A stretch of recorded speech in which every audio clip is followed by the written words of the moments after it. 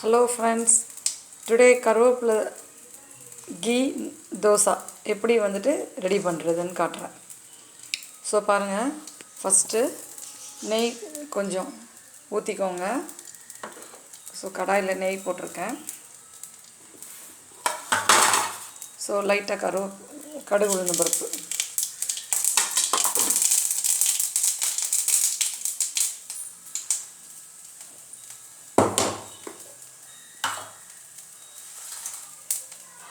இது பாருங்கள் கருவேப்பிலை பொடி,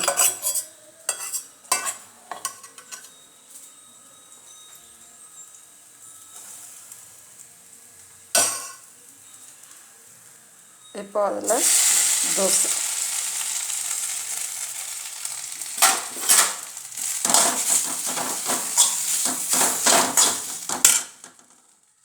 அதில் கொஞ்சம் நல்லெண்ணெய்,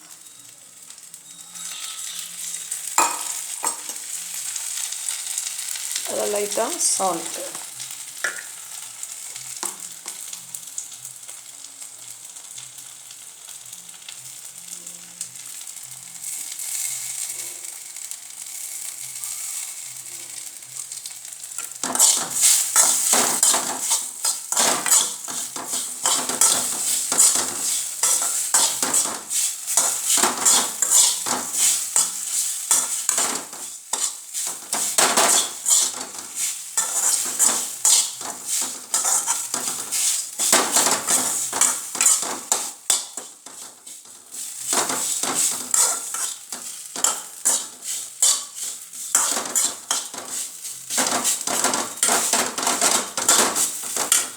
அவ்வளோதான்.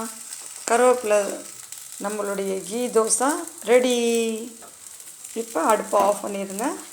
சர்வ் பண்ணுங்கள். பசங்களுக்கு காலைல டிஃபனாக நீங்கள் கொடுக்கலாம்.